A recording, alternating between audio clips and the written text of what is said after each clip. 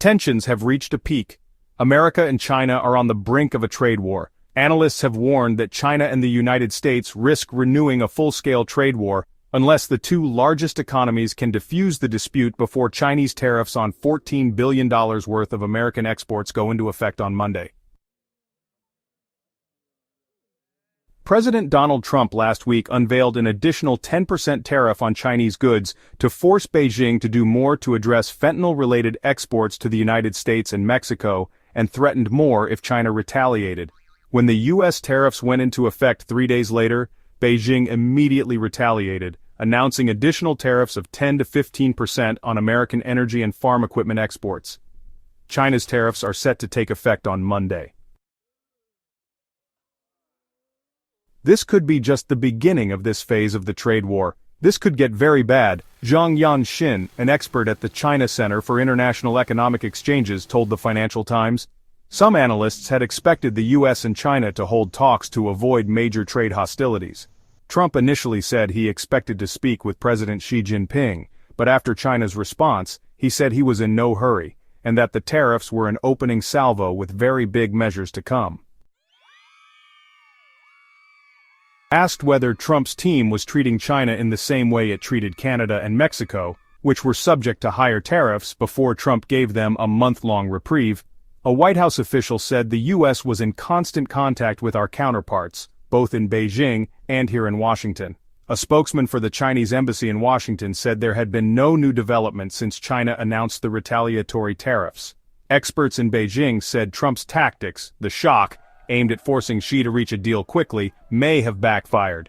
The U.S. president gave just 2 days between the announcement of the tariffs and their implementation, a timetable that may have been unacceptable to Xi. China doesn't want a deal like this, said Ma Wei, a researcher at the Chinese government's Cass Institute for American Studies.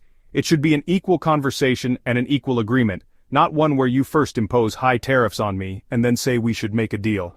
Ma said the U.S. tactics echoed the Chinese proverb, Zheng Xia Ji Meng, dealing with your enemy under pressure when he is at the gates of your castle.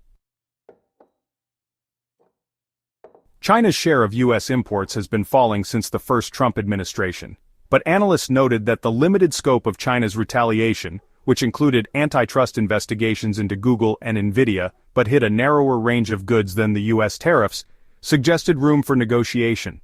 Trump administration officials have stressed that the U.S. president wants China to stop the flow of fentanyl, a deadly opioid that has become the leading killer of Americans aged 18 to 45.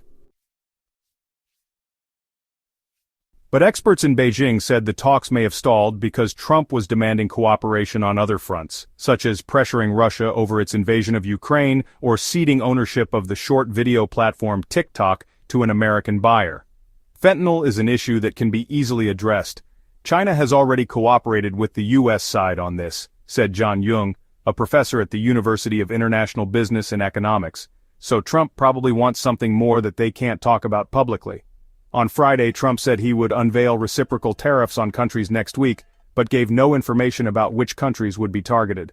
The White House also late Friday temporarily halted so-called small tariff exemptions for low-cost shipments from China, which have been a boon to companies like Shine and Timo. Unlike Canada and Mexico, China will play a longer game, said Wendy Cutler, a trade expert and vice president of the Asia Society Policy Institute. Beijing is likely to take a wait-and-see approach before considering engagement, including getting more certainty about whether it will be more heavily impacted by reciprocal, sectoral, or global additional tariffs, Cutler said. Chinese experts have said it will be difficult for Beijing to reach a grand deal on such a short deadline, especially on thorny issues like the war in Ukraine, which the United States has accused China of helping Russia. Several experts at a recent UC San Diego and Council on Foreign Relations Forum on China said Beijing is more concerned about U.S. technology export controls than tariffs. Gong said China is better prepared to withstand the tariffs this time around. Exports to the United States accounted for 15% of China's total trade last year, a smaller share than in the past. The Chinese government's stance on the tariffs could be indifferent, Gong said. American consumers pay the bulk of it anyway, and many Chinese companies have already moved some of their operations overseas.